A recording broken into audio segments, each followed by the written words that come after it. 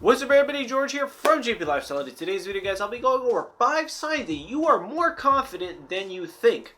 Now even if you don't elicit any of these 5 signs, these are still things that you can implement in your life to help you gain more confidence. As always gentlemen, there is a video summary with timestamps linked in the description if you'd like to review certain points on this list. Without further delay, let's get started. One on this list today, you can actually make fun of your insecurities. Now, I'll be honest with you, this does seem a little ridiculous, but I have actually implemented this in my life in the past few months. And what I realize is, if you're gonna make fun of yourself, you know the deepest, darkest things you go into to jab to really make you feel bad. So that means no matter what else anybody else can say about you, about your insecurities and make you feel bad, they're never gonna cut as deep as you know, because you know what really hurts. They're just assuming it. If you can undermine your own insecurities, make fun of them, you are removing an emotional attachment to them and you're just treating them as an objective goal that you can achieve or get over with. So if your insecurity is about, your lack of confidence in, social situations, if you remove and make fun of that insecurity, remove the emotional attachment from it, you can look at it now objectively and you can actually start implementing strategies without that cloud of your emotions over clouding your judgment and your overall performance. Sign number 2 on this list, that you have the ability to shrug off and handle rejections and criticism.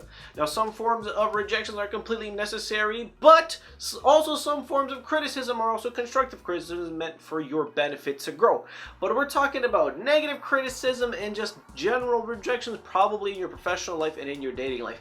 If you have the ability to shrug it off, pick yourself up, dust off, and continue moving on, you are a lot more confident than you may think. Because if you're willing to move on, you're just treating this as a stepping stone. You're not treating this as a personal attack on yourself, on your self-worth, and your ultimate self-confidence. And if you're struggling to deal with criticism and rejection, you need to take a look in the mirror sometimes and say, what am I doing wrong? Or what am I perceiving here that is not right? What is causing me to feel these type of emotions when this situation occurs? Is it your insecurities? Is it a lack of skill? Is it just overall overthinking? Once you identify what's going on, then you can go back to sign number 1, work on that, and then you can actually ultimately be a lot more stable and you can look at things a little bit more objectively.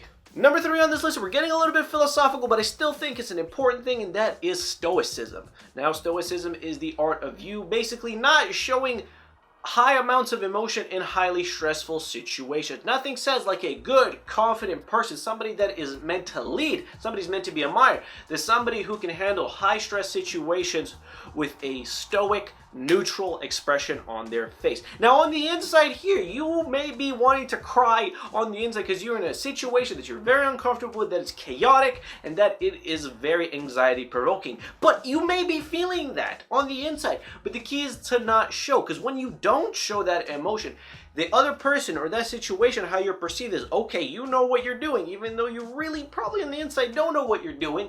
But then again, this is a way that you can sort of fool yourself into boosting your confidence temporarily in these stressful situations where you really need it. Because the last thing you want to do is get super emotional about it, because when you get super emotional about stuff and you start reacting to it, then you start thinking about your reactions and make you more emotional. It's a negative feedback loop. But if you cut that feedback off and just focus in on the situation at hand and leave your emotions at the door for now, you're actually going to perform a lot better into whatever situation that might be, whether it's dating, whether it's professional, whatever it might be. Number 4 on this list, you don't make impressing people a priority. There are certain situations in your life where you're gonna have to impress people, whether it is mostly in your personal life when it comes to dating, or it is in your professional life when it comes to, making more money. But other than that, if you are somebody who is really confident and really knows what type of person they are, that you are self-aware and that you know your strengths and your weaknesses, impressing people and popularity, it really sort of doesn't matter at this point. If you're somebody who is truly confident,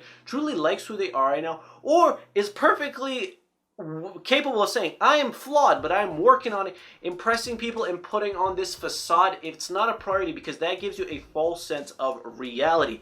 Maybe you want to feel like look like you're super rich and successful when you're really just, butt-ass average like everyone else. So don't give yourself this false sense of security. It's very temporary and it feels great in the moment, but over time, those people really don't care about what you're pricing. That's a flash in the moment kind of thing. Long term, you're really lying to yourself and you're actually making yourself feel less confident, because then you're going to have an identity crisis. Who am I really? Am I the person that I'm trying to impress to everybody? Is that who I am? Am I that facade? Or am I really somebody who's insecure about a lot of things that I'm trying to mask? So don't make impressing people a priority. Impress yourself first with the things you can accomplish, the goals that you can achieve, and the path that you can build. Number 5 on this list, I have to bring in some body language, because it wouldn't be a confidence video. That's having good nonverbal communication. During conversation, do you have good piercing eye contact? Are you engaged? Are you willing? Are you really paying attention to what the other person is saying? How is your body language? Are you open? Is your posture nice and proud? Because if you have good posture, you do look more confident. You actually probably have higher levels of serotonin, the happiness hormone, which actually regulates posture. You take up space. You're not afraid to take up a little bit more space, because you know you have a rock solid foundation in here. And how is your arms? Are you open? Are you willing to receive information?